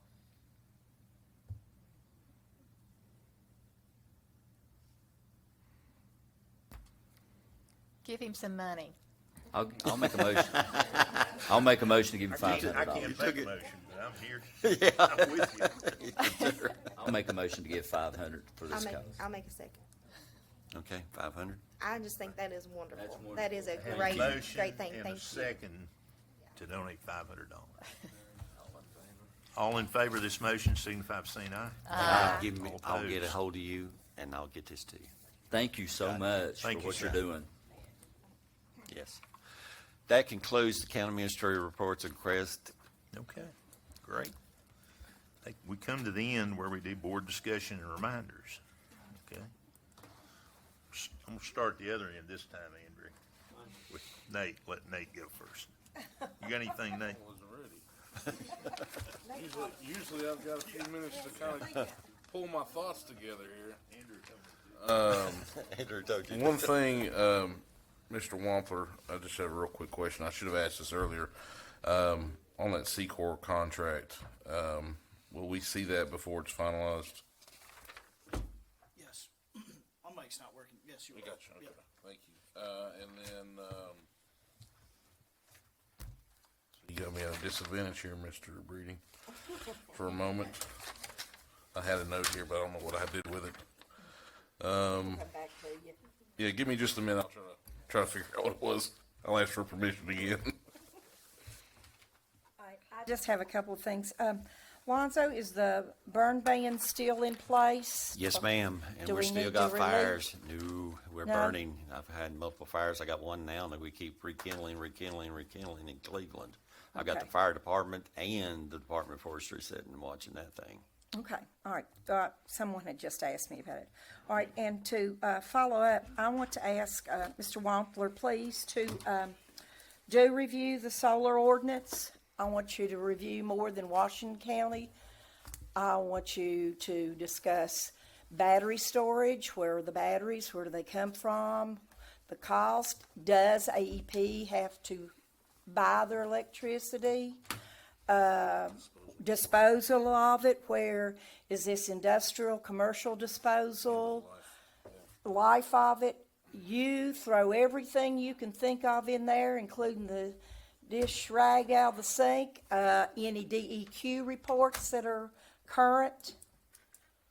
Our folks need to hear and understand everything that there is about a solar farm. Understood. And I guess I will hush for now. Mr. Breeding, if you don't mind. Yes, sir, go ahead. I figured out what it was, but I will piggyback off of Rebecca. Also, solar disposal of the panels after end of life is extremely expensive. And I don't want to see that become a obsolete eyesore on the landscape of Russell County because it costs so much to get rid of them once they're in that the landowner or the company. And all these solar companies, there's hundreds of them that have come into business and gone out of business, and then who's left holding the bag to get rid of these things? So that needs to be something that we put into our ordinance, that if a company's bringing it in, almost like a bond would be, they have a bond on that is sufficient enough to dispose of the materials after service of life. I think that's very important. Anyway, would like to see us explore the RFP for the auctioneer services that Ms. Vance requested. I would definitely think that that's something that we need to explore and see what needs to be done about putting that out for bid. And I think that was it. Okay. David? Yeah, I've got a couple of announcements here. Thanks to Sandy, let me know about. There's going to be a benefit gospel singing for Harvest Child Care Ministries. Just a second. Okay, you got me. Thank you so much, Terry. September 28th, 2024, Russell County Government Center. There'll be a dinner at 4 and singing at 5. Have a host of singers: Labor of Love, Gospel Union, Johnson Family, Eddie Street, the Hubbard Family. Special guest Larry Robinson. So everybody put that in your calendar. The next thing I have is we have an absolute critical election coming up in 59 days. I want everybody to be much in prayer about this. Our people are struggling with high cost of inflation, power bills, food. I get calls all the time wanting assistance and help. and as you all well know, we can only do so much, and it's continued to get worse and worse and worse. So, we have a critical election coming up in 59 days, and we need to really focus on trying to get our country back and our nation under control. And I just want to let everybody know that. Don't cry and whine about it. Get out and vote. Mr. Lester, we had talked probably a couple of months ago about picnic tables for Cleveland. Where are we at on that? I will check with my staff. Okay. We had ordered it. I'll make sure Terry's got them. Gotcha. Okay. ma'am. Also, at the beginning of the year, we had talked about changing out some people on the committees and boards and whatnot. And, I did that today with one. But I encourage people to apply for these committees and boards. And I also encourage the board to look at the people that are applying and, make some decisions on that. If you're interested in a board, you think you might be a good fit, please do apply. Another thing I want to touch again on today is transparency and accountability.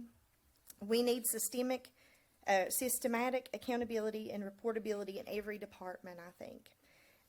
Anything that accepts our citizens' money and follow up with standard audits by the county. I'd like to see us come up with some sort of reporting guidelines for each department. Then I'd like to get them on a schedule to be quarterly, semi-annually, yearly, whatever we need to be, just to keep the board, and not just the board, but the citizens aware of what's going on. I spoke with our new librarian, and she was very excited yesterday about coming in quarterly and talking to us about her vision, her plans, what's going on in the library. And I think that would help us in other areas within the county. We can't always know everything that's going on, but if they would come and report to us, I think that would help us keep our finger on the pulse a little bit more, as well as the community. Because, at the end of the day, it's your tax money. We take it, we divvy it up, but they spend it. So you need to know, as citizens, I'm sure you want to know how it's being spent and on what. So that's just a suggestion. I don't know how we, figure that out, but I'm going to throw that out there to y'all, and y'all think about it, and you know what I mean. So that's all I got. Lou. I don't have anything. Thank you all. Andrew. I was asked to share this about a fundraiser in Castlewood. It's basically right in between mine and Lou's district, over next to Temple Hill Cemetery. It's at the Learning Center. It's going to be the 7th annual Hog Heaven Barbecue Pig Roast. They're going to have gospel music, be the Hubbard family, cornhole, hay rides, good food and fellowship. Bring a lawn chair. So anybody that likes to come out to that, that's going to be the 21st of this month at 5 o'clock. That benefits the Learning Center at Castlewood, so that's a Christian school there. And next thing is we had our Coal Road meeting, and there was $100,000 approved some point last year for Route 615 and 621. That was gravel lick. Have we got VDOT what they need on that so they can start their work? Yeah, we're in the process of approving the mids right now. Okay, so we've got that looked at, but I've talked to several of you, these others that's reach out to me about different things on the roads, but I've talked to Jeff. Jeff and I probably sometime within the next 2 weeks going to go look at some trouble spots that VDOT knows of. If anybody's got anything on their mind, let Lonzo know, shoot me an email.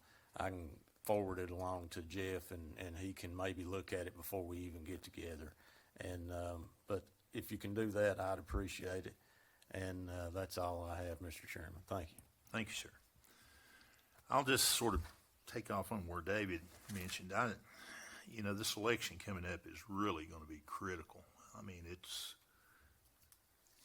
I look at it, it's almost like a battle between good and evil, I worry about our people here on a local basis. You think about some little old lady and a little old gentleman that farmed all their life and they're living on a minimum Social Security. I don't see how they can, it's just beyond me how they can get by. And I know there are times when they have to make hard decisions about whether they buy medicine or food, and we we need, in the worst way, to figure out how to help those people, you know, and inflation is just continuous. I mean, you see it every time you go to the grocery store, you know. That bag of groceries is about twice what it was, you know, 4 years ago. So I would urge everybody to be in prayer daily for this situation. And it starts here, it goes on a state level, and then all the way into the federal level. One impacts the other. There are things going on now in Russell County that I never thought I would see. Things that probably several years ago were in Chicago and Oregon and Washington and things of those nature, you know. But I think prayer is probably the answer to it. It's the only thing I know to do right now, quite frankly, is just to pray about it, put it in God's hands. I don't know that, you know, I have that feeling. I don't know if there's much we can do about it, you know, as an individual or even as a county sometimes. But I know God can do all things. So I would just urge everybody to be in prayer and try to help your neighbor. We're doing some things now. David and I went to, and Lonzo went to. We're looking at trying to generate some affordable housing. You know, we see over the next few years the potential to pick up, you know, several hundred new jobs, and we don't have any place for these people to live. You know, there's no houses being built, and I know why. The contractor tells me it's $250 a square foot, and that's been a year ago. You know, it's hard to tell what it may be $350 by now, and you know, which tells me 1,000 square foot home, which is small, it's going to be $250,000. You know, it's beyond anybody's reach right now with the way we are. We've got to work on getting salaries up. We've got to work on getting the costs down. We looked at some modular housing, which is actually stick built, but it's built inside of under controlled conditions inside. And I was pretty impressed with it, weren't you? I mean, this is up in Wileysville, Virginia, up on the south side.